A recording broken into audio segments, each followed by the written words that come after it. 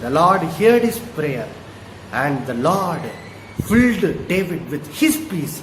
And a result of it, do you know what happened? You know, in verse 5, David describes how in the midst of this very difficult situation where he's surrounded by enemies, his life is in danger. But you know, in such a difficult situation, King David says, I lay down and slept, and I awoke, for the Lord sustained me. You know, in the midst of difficult situation, you know, normally we cannot sleep because there is no peace. Our heart is troubled. We are filled with fear. You know, but King David says an awesome thing. In the midst of this very difficult situation, he says that he is sleeping peacefully. And he is getting up with peace because he says, the Lord sustains me. Now friends, you see, this is the result of being filled with the peace of God. You know, right now we are in the midst of this coronavirus pandemic.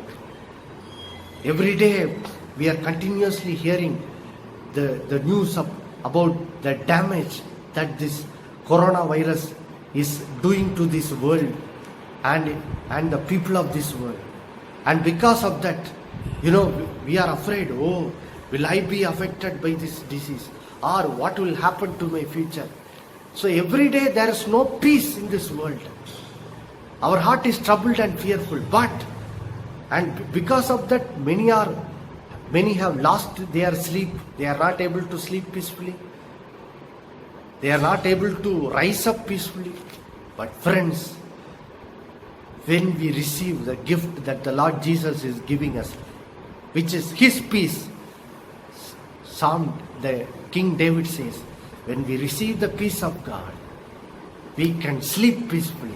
We can arise in the morning peacefully, my dear friends. Not only that, in Psalm chapter 3 and verse 6, King David says, I will not be afraid of the thousands of people who have set themselves against me all around.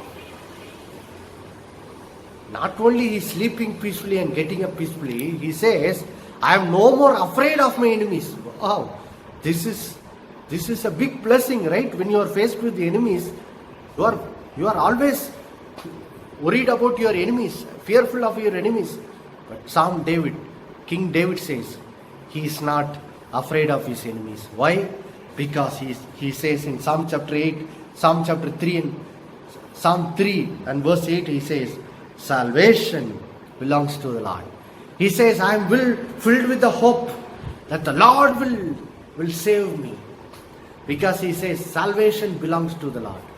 So friends, from Psalm 3, from the life of David, King David, we see how when we are filled with the peace of God, even in the midst of this coronavirus pandemic, in the midst of this, all the chaos and all the damage that has happened to this world, because of this virus plague, you know, we can be filled with peace. We can stop being troubled. We need not fear anymore. We can be delivered from all fear when we are filled with the peace of God. Yes, friends. So this is how important the peace of God is for our life. This is why you must be filled with the peace of God, my dear friends. So friends, even as you are hearing this message, you are telling, yes, I need this peace, I need this peace. Yes.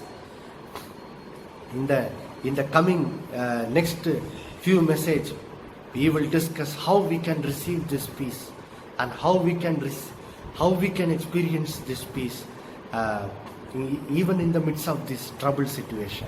So today, in this part 1 message, we saw how the peace of God is the medicine that God gives us so that our heart can be cured from all trouble and all fear. Amen. So let us now pray. Heavenly Father, in the name of Jesus, right now, I pray for all the people who are watching this message. Father, I pray that as they hear this message, Father, I pray that a thirst will come in the life of the heart of the people who are hearing this message. Let them start to pray like David. Lord, fill me with your peace, O Lord. Yes, and I pray that today that your people will be filled with your peace. And I pray that the peace of God will cure the heart of people who are troubled today. People who are filled with fear, let them be healed by being filled with the peace of God in Jesus' name.